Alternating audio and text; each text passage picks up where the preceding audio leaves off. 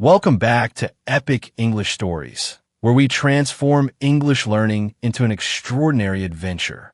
I'm your host, and today we're diving deep into something that separates dreamers from achievers. The burning fire of motivation that keeps you going when the path gets tough. Picture this.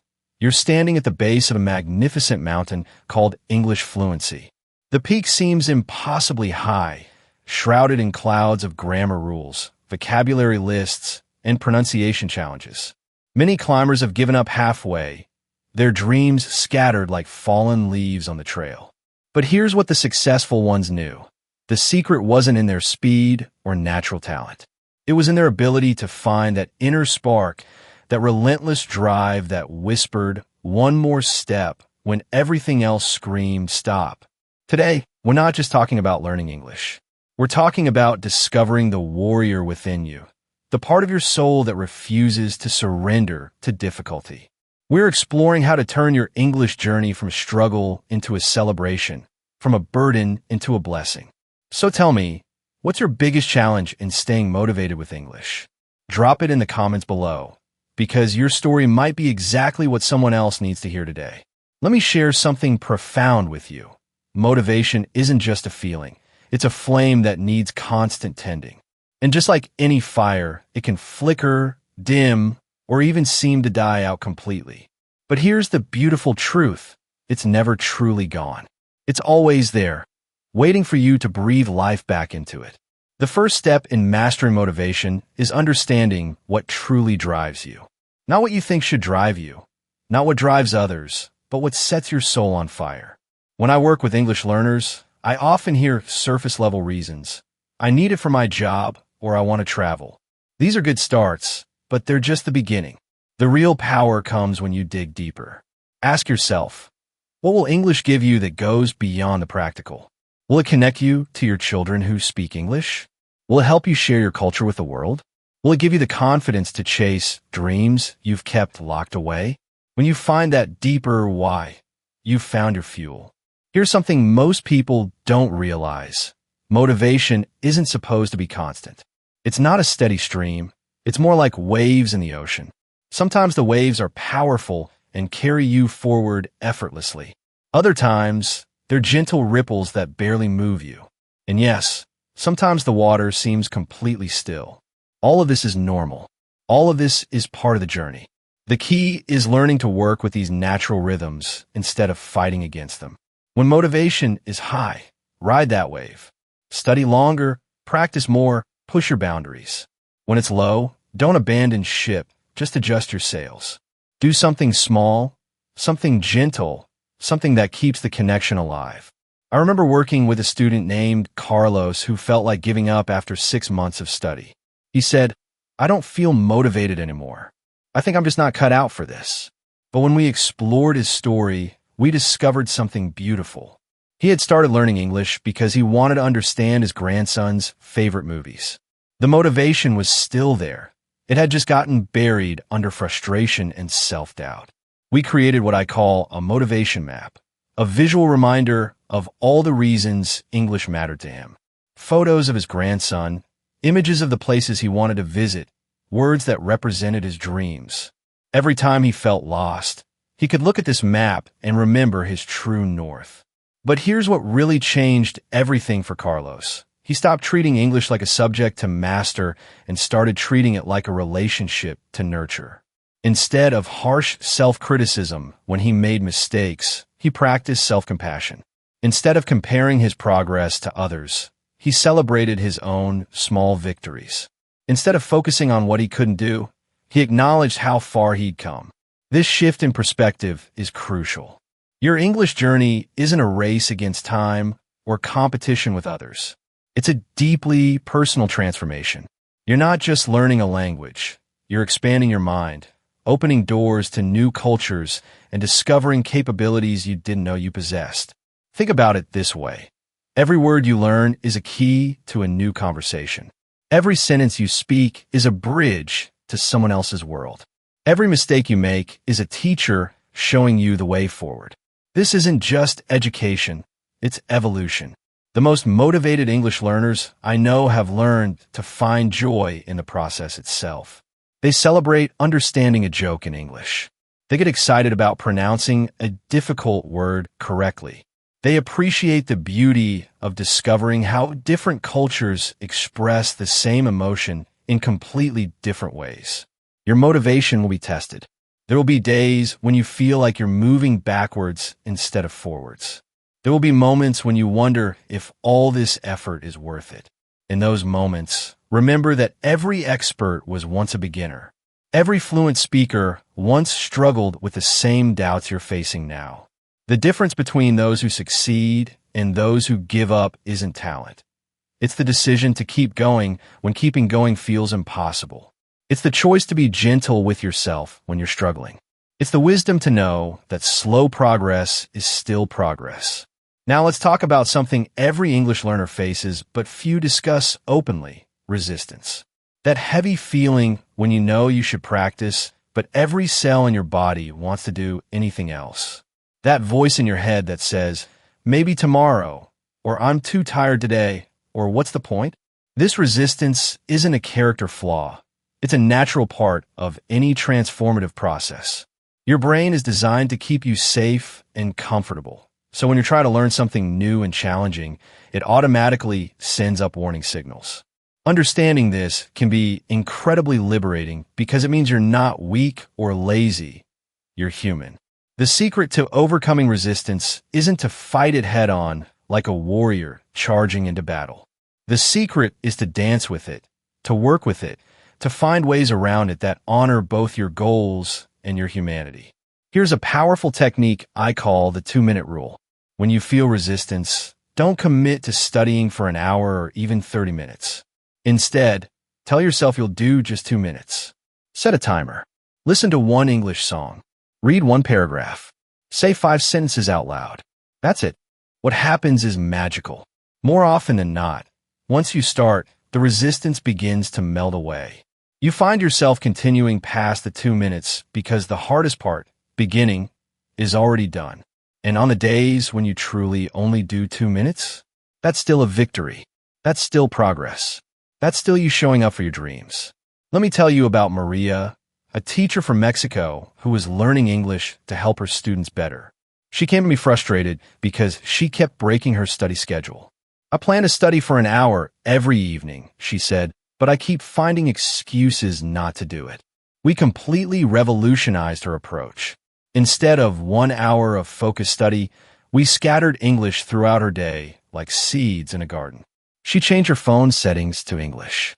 She listened to English songs during her commute. She watched English videos while cooking dinner. She wrote her grocery list in English. The result? She was getting more English exposure than ever before, but it didn't feel like studying. It felt like living. And because it was woven into her daily life, resistance couldn't take hold the same way. This brings us to another crucial point. English learning doesn't have to be separate from your life. It can be integrated into it. The most successful learners I know are those who find ways to make English part of their daily routine, not in addition to it. But what about those really tough days? The days when even 2 minutes feels like too much? On those days, practice radical self-compassion.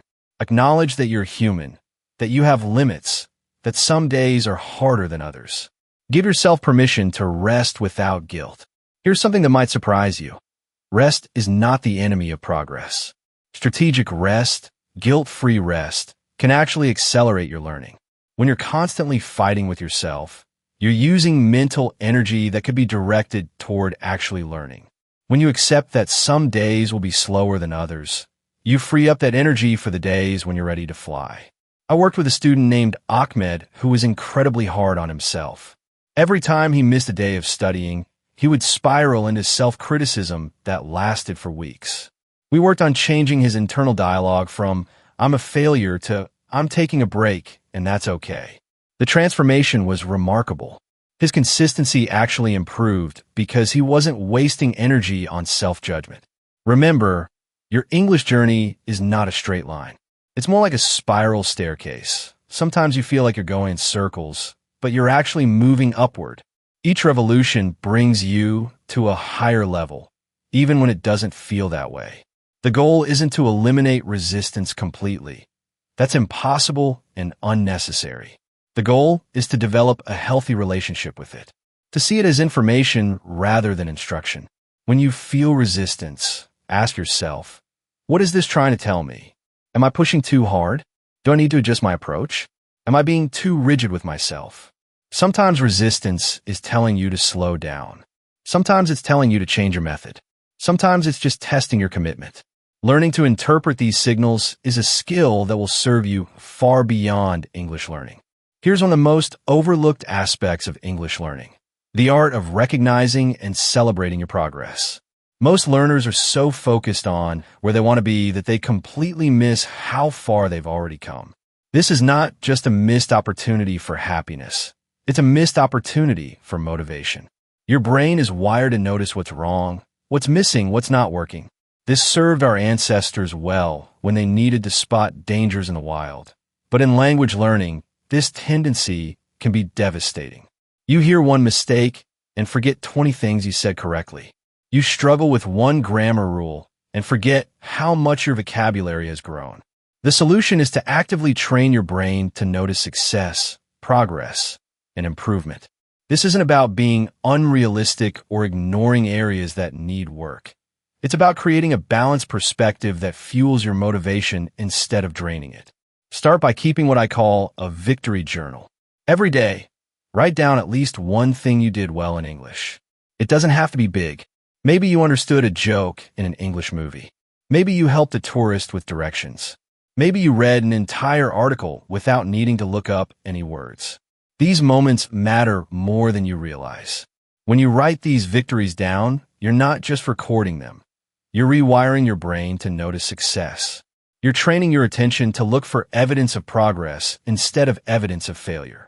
Over time, this shift in perspective becomes automatic, and your motivation becomes self-sustaining.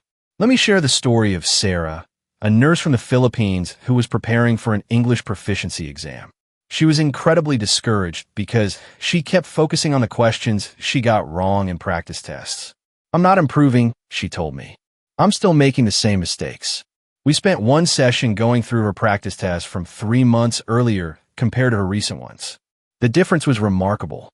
Her vocabulary had expanded significantly. Her sentence structure was more complex. Her understanding of context had deepened. She had improved dramatically, but she couldn't see it because she was only looking at the mistakes. This is why tracking your progress is so important. Take recordings of yourself speaking English every month. Save essays you write. Keep a list of new words you learn. Take photos of books you finish reading. Create a portfolio of your journey that you can look back on when you need a motivation boost. But here's the thing about progress. It's not always linear, and it's not always obvious. Language learning happens in layers. You might study a grammar rule and feel like you understand it, only to encounter it in a real conversation and feel confused again. This isn't failure. This is normal.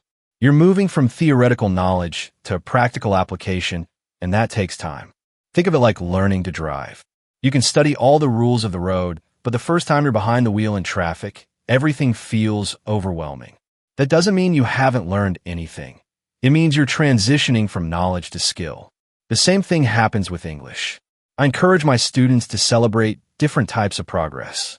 There's accuracy progress, making fewer mistakes. There's fluency progress, speaking more smoothly. There's confidence progress, feeling more comfortable using English. There's comprehension progress, understanding more of what you hear and read. There's cultural progress, understanding not just the words but the context behind them. One of my students, David from South Korea, was frustrated because his speaking hadn't improved as much as his reading. But when we looked at his overall progress, we saw something beautiful. His reading comprehension had skyrocketed. He was understanding complex texts that would have been impossible for him 6 months earlier. His vocabulary had expanded dramatically. His understanding of English culture and context had deepened. We celebrated this progress, and something amazing happened. His confidence in his reading ability began to transfer to his speaking. He started using the advanced vocabulary he'd learned through reading in his conversations. His progress in one area began to fuel progress in another. This is the interconnected nature of language learning. Everything you learn strengthens everything else. Every word you read makes speaking easier. Every conversation you have makes reading more meaningful. Every song you understand makes listening more enjoyable. Don't underestimate the power of small wins. The day you understand an entire paragraph without looking up any words. The moment you successfully tell a joke in English. The first time you dream in English. These aren't just milestones. They're proof that you're transforming from someone who studies English to someone who lives in English. Now we come to perhaps the most challenging aspect of English learning, finding the courage to speak. This is where many learners' motivation gets tested most severely.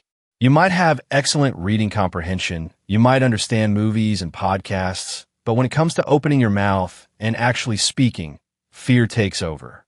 Let me tell you something that might surprise you. This fear is not about English.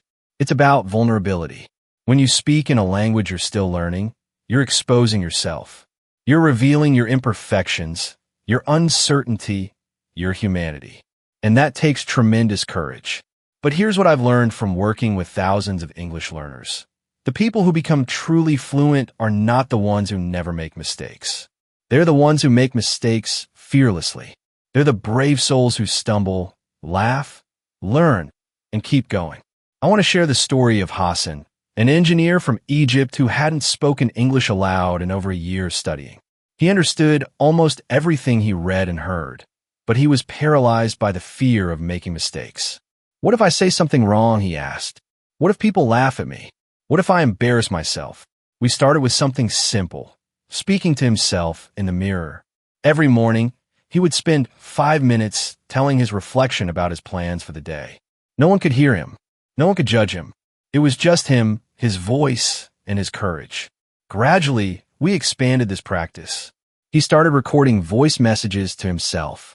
Then he joined online English practice groups where everyone was learning. Finally, he began speaking with native speakers. The transformation was incredible, not just in his English, but in his confidence as a person. Here's the truth about speaking English. Everyone makes mistakes. Native speakers make mistakes. Teachers make mistakes. Even the most fluent non-native speakers make mistakes. The difference is that confident speakers don't let mistakes stop them from communicating. Mistakes are not failures, they're data. Every mistake teaches you something. When you use the wrong tense, you learn about time expressions. When you mispronounce a word, you learn about phonetics. When you choose the wrong word, you learn about context and meaning. I encourage my students to develop what I call a mistake mindset. Instead of avoiding mistakes, actively seek them out. Try to use new words, even if you're not sure you're using them correctly. Attempt complex sentences, even if they might come out clumsy. Push your boundaries, even if it means stumbling. One of my students, Anna from Russia, was terrified of speaking English at work. She understood everything in meetings, but never contributed. We worked on shifting her perspective from, I might say something wrong, to I have something valuable to contribute. We practiced phrases she could use to buy herself time when she wasn't sure of the exact words. Let me think about how to express this, or I'm not sure if I'm using the right word, but the first time she spoke up in a meeting, she did make a small grammar mistake. But you know what happened? Her colleagues thanked her for her insights. They didn't even notice the mistake because they were focused on her ideas, not her grammar. This brings us to a crucial point. Most people are not grammar police. They're not listening to judge your English.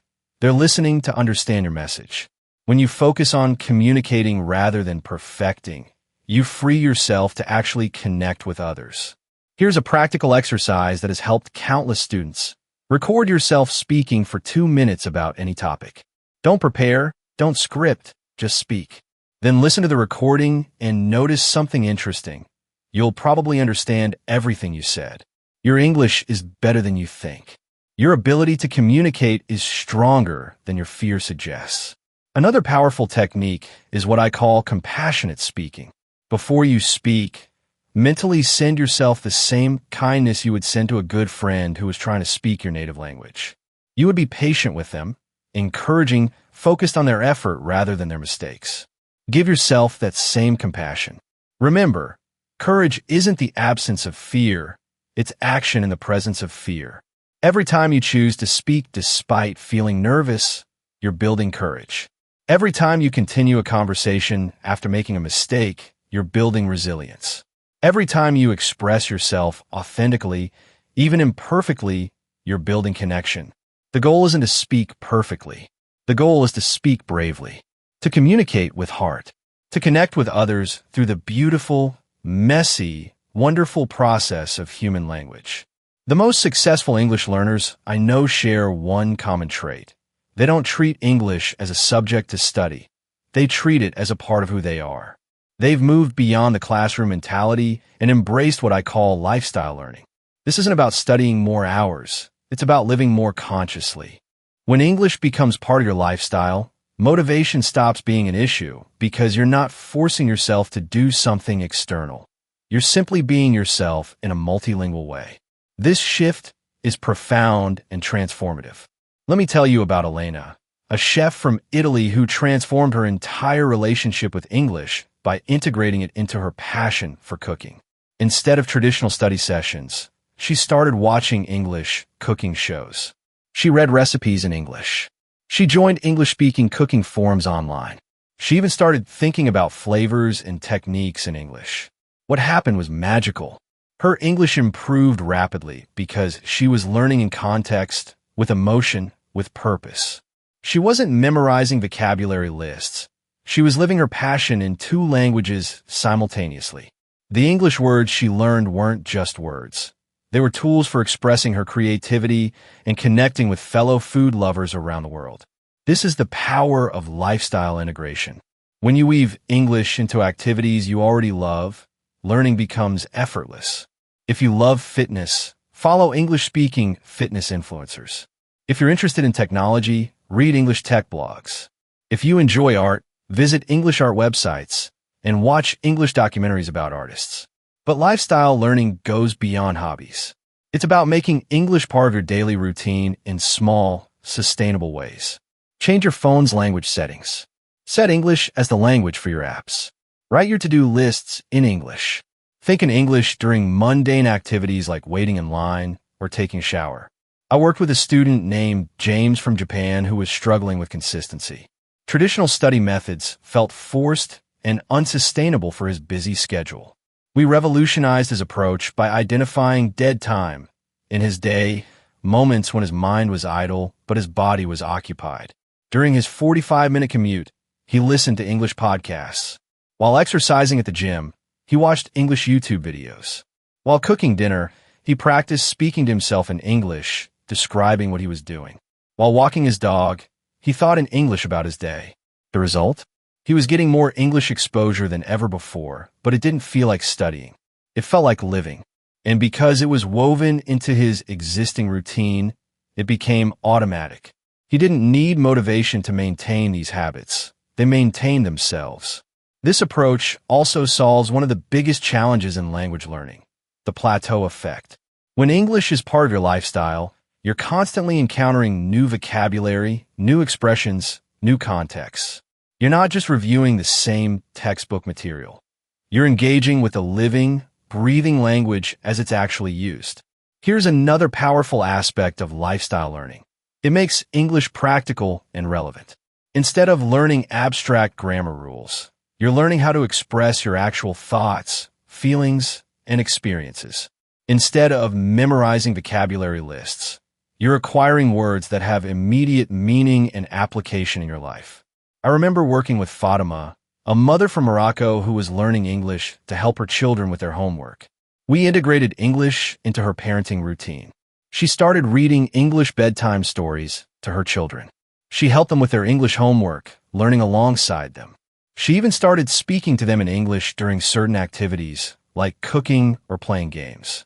Not only did her English improve dramatically, but she also became a role model for her children.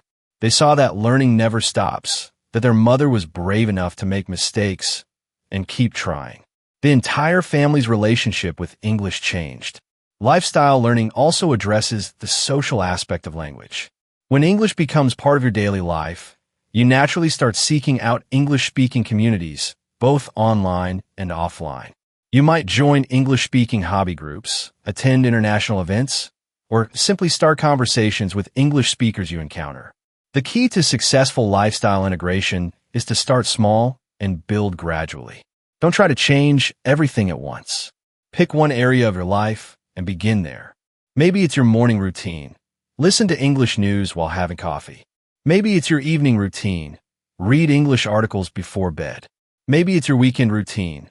Watch English movies with subtitles. As these small changes become habits, you can gradually expand. The goal is to reach a point where English feels natural and integrated, not forced or artificial. When you achieve this, motivation becomes irrelevant because you're not trying to maintain motivation. You're simply living your life in a bilingual way. As we reach the end of our journey together today, let me leave you with the most important lesson of all. Your English journey is not about becoming perfect. It's about becoming brave. It's not about never making mistakes. It's about making mistakes with dignity and learning from them with grace. The students who achieve true fluency are not necessarily the most talented or the fastest learners. They are the ones who understand that language learning is an act of courage, repeated daily. They are the ones who choose connection over perfection, progress over perfection, and persistence over immediate results. Your English journey is a mirror that reflects your character. When you choose to continue despite frustration, you're building resilience. When you speak despite fear, you're building courage. When you help others despite your own imperfections, you're building compassion. These qualities will serve you far beyond language learning. They will transform who you are as a person.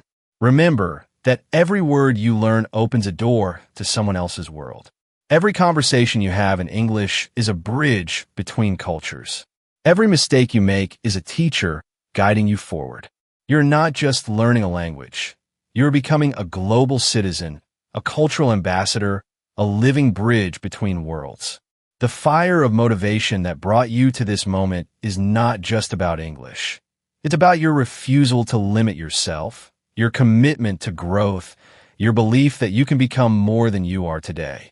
That fire will carry you through every challenge, every setback, every moment of doubt. Your English journey is an epic story waiting to be written, and you are the hero of that story. Every day you choose to continue, you're writing another chapter of courage, determination, and growth. If this message resonated with your heart, show me by hitting that like button.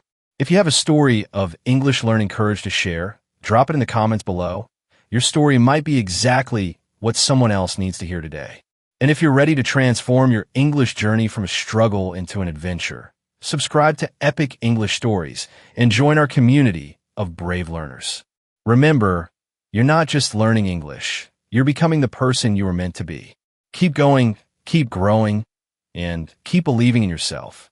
Your fluency is not a destination. It's a journey of becoming, and that journey starts with your very next word. Your epic English story continues now. Make it count.